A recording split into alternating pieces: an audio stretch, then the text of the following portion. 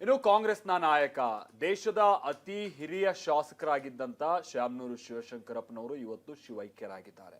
ಹೌದು, ದಾವಣಗೆರೆಯಲ್ಲಿ ಪತ್ನಿಯ ಸಮಾಧಿ ಪಕ್ಕದಲ್ಲೇ ಇವತ್ತು ಅಂತಿಮ ಸಂಸ್ಕಾರವನ್ನ ನೆರವೇರಿಸಲಾಗಿದೆ. ಇನ್ನು ವಿಚಾರ ಅಂತ ಅಂದ್ರೆ ಓದು ಅನ್ನುವಂಥದ್ದು ಅಥವಾ ಶಿಕ್ಷಣ ಅನ್ನುವಂಥ ವಿಚಾರ ಬಂದಾಗ ಶಾಮನೂರು ಶಿವಶಂಕರಪ್ಪನವರು ಓದಿದ್ದು ಬರೀ 10ನೇ ತರಗತಿ. ಆದರೆ ಶಿಕ್ಷಣ, ಆರೋಗ್ಯ ಜೊತೆಗೆ ಉದ್ಯಮದ ಮುಖೇನವಾಗಿ ಅವರು ಉದ್ಯೋಗ ಕ್ರಾಂತಿ ಮಾಡಿದ್ರಲ್ಲ, ಸೊ ಅವರ ಸಹಾಯ, ಅವರಿಂದ ಆದಂಥ ಅನುಕೂಲವನ್ನು ನೆನೆದು ಇವತ್ತು ದಾವಣಗೆರೆ ಮಂದಿ ಕಣ್ಣೀರ ವಿದಾಯವನ್ನು ಕೋರಿದ್ದಾರೆ. ಬನ್ನಿ, ಅಂತ್ಯಕ್ರಿಯೆಗೆ ಸಂಬಂಧಪಟ್ಟ ಹಾಗೆ ಏನೇನಾಯಿತು ಆ ಸಂದರ್ಭದಲ್ಲಿ ನೋಡ್ಕೊಳ್ಳೋಣ.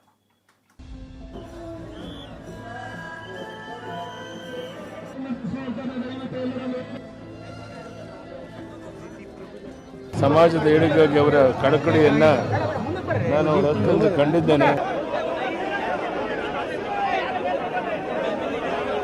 ಅವರ ಅಗಲಿಕೆ ಇಡೀ ಸಮಾಜಕ್ಕೂ ತುಂಬಲಾರದಂತ ನಷ್ಟ ಉಂಟಾಗಿರುವಂಥದ್ದು. ಅವರ ಜೀವನವೇ ಒಂದು ಮಾರ್ಗದರ್ಶನ. ಅವರು ಇಲ್ಲದೇ ಇವತ್ತು ನನಗೆ ತುಂಬಲಾರದ ನಷ್ಟ ಆಗಿದೆ.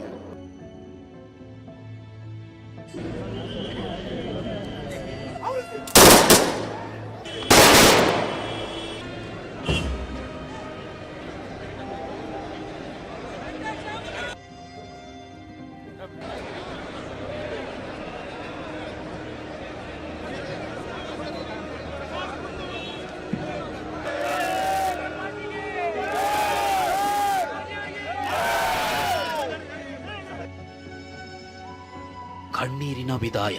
ದಾವಣಗೆರೆಯ ಧಣಿ 10ನೇ ತರಗತಿ ಓದಿದ್ರು ಅಕ್ಷರ ಕ್ರಾಂತಿ ಮೂಲಕ ಸಾವಿರಾರು ಇಂಜಿನಿಯರ್, ಡಾಕ್ಟರ್ಗಳನ್ನ ಸೃಷ್ಟಿಸಿದ ಸಾಧಕ. ಕೊರೋನಾ ಕಾಲದಲ್ಲಿ ಉಚಿತವಾಗಿ ಆಕ್ಸಿಜನ್ ಪೂರೈಸಿದ ಜೀವದಾತ. ಬಾಪೂಜಿ ಆಸ್ಪತ್ರೆ ಮೂಲಕ ಆರೋಗ್ಯ ಕ್ರಾಂತಿ, ಕಾರ್ಖಾನೆಗಳ ಮೂಲಕ ಉದ್ಯೋಗ ಕ್ರಾಂತಿ ಮಾಡಿದ ಶಾಮನೂರಿಗೆ ಕಣ್ಣೀರಿನ ವಿದಾಯ.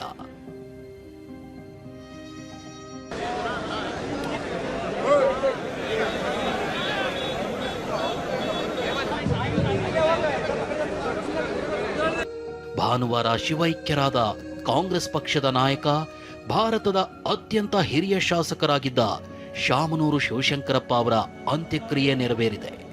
ಶಾಮನೂರು ಕರ್ಮಭೂಮಿ ದಾವಣಗೆರೆಯ ಕಲ್ಲೇಶ್ವರ ಮಿಲ್ ಆವರಣದಲ್ಲಿ ಪತ್ನಿ ಪಾರ್ವತಮ್ಮ ಸಮಾಧಿ ಪಕ್ಕದಲ್ಲಿಯೇ ಶಾಮನೂರು ಶಿವಶಂಕರಪ್ಪನವರ ಅಂತ್ಯಕ್ರಿಯೆ ನಡೆದಿದೆ.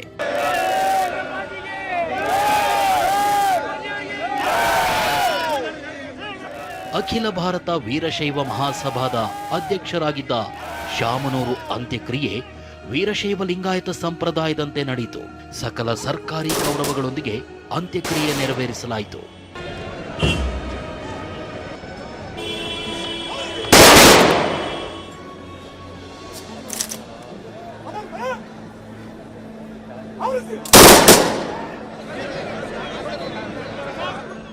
ರಾಜ್ಯದ ಹಿರಿಯ ಮುತ್ಸದ್ದಿ ಶಾಮನೂರು ಅಂತ್ಯ ಸಂಸ್ಕಾರದಲ್ಲಿ ಕಾಂಗ್ರೆಸ್ ರಾಷ್ಟ್ರೀಯ ಅಧ್ಯಕ್ಷ Mallikarjun Kharge, CM Siddaramaiah, DCM DK, ಸಚಿವರು, ಶಾಸಕರು, ವಿಪಕ್ಷಗಳ ನಾಯಕರು, ಕಾಂಗ್ರೆಸ್ ಕಾರ್ಯಕರ್ತರು, ಸಹಸ್ರಾರು ಅಭಿಮಾನಿಗಳು ಭಾಗಿಯಾಗಿದ್ದರು.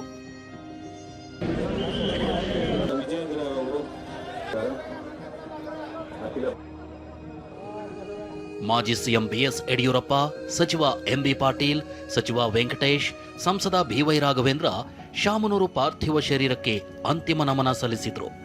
ಶಿವಮೂರ್ತಿ ಮುರುಘಾಶ್ರೀ, ದಾವಣಗೆರೆ ವಿರಕ್ತ ಮಠದ ಬಸವಪ್ರಭು ಶ್ರೀ ಹಾಗೂ ಸಾಣೆಹಳ್ಳಿಯ ಪಂಡಿತಾರಾಧ್ಯ ಶಿವಾಚಾರ್ಯ ಸ್ವಾಮೀಜಿ ಪಾರ್ಥಿವ ಶರೀರದ ಅಂತಿಮ ದರ್ಶನ ಪಡೆದರು.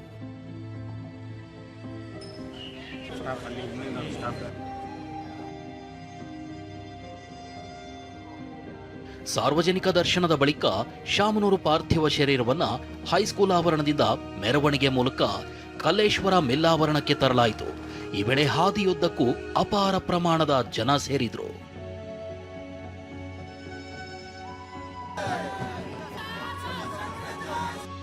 ಆರು ಬಾರಿ ಶಾಸಕರಾಗಿದ್ದ ಶಾಮನೂರು ಕಾಂಗ್ರೆಸ್ ಕಟ್ಟಾಳು. ಆದರೂ ಎಲ್ಲಾ ಪಕ್ಷಗಳ ನಾಯಕರ ಜೊತೆಗೂ ಆತ್ಮೀಯ ಒಡನಾಟ ಹೊಂದಿದ್ರು. ಸಮಾಜದ ಏಳಿಗೆಗಾಗಿ ಅವರ ಕಳಕಳಿಯನ್ನ ನಾನು ಅವರ ಹತ್ತಿರ ಕಂಡಿದ್ದೇನೆ. ದಶಕಗಳ ಕಾಲ ಅವರೊಂದಿಗಿದ್ದ ಒಡನಾಟ, ಸಮಾಜದ ಒಗ್ಗಟ್ಟಿಗಾಗಿ ಅವರ ತುಡಿತ ಅವರ ನಿರಂತರ ಪ್ರಯತ್ನಗಳನ್ನು ಹತ್ತಿರದಿಂದ ಕಂಡಿದ್ದು ವೈಯಕ್ತಿಕ ಆತ್ಮೀಯ ಹಿರಿಯಣ್ಣನನ್ನು ಕಳೆದುಕೊಂಡಂತಾಗಿದೆ. ಅವರು ಇಲ್ಲದೇ ಇವತ್ತು ಕರ್ನಾಟಕವೂ ಅನಾಥಾಗಿದೆ, ಅಖಿಲ ಭಾರತೀಯ ವೀರಶೈವ ಮಹಾಸಭಾ ಕೂಡ ಅನಾಥಾಗಿದೆ. ವೈಯಕ್ತಿಕವಾಗಿ ನನಗೆ ತುಂಬಲಾರದ ನಷ್ಟ ಆಗಿದೆ. ಅವರ ಜೀವನವೇ ಒಂದು ಮಾರ್ಗದರ್ಶನ, ಅದರಲ್ಲಿ ನಡೆಯುವ ಮುಖಾಂತರ ಅವರಿಗೆ ನಿಜವಾದಂಥ ಒಂದು ಗೌರವವನ್ನು ಸಲ್ಲಿಸಿದಂಗಾಗುತ್ತೆ.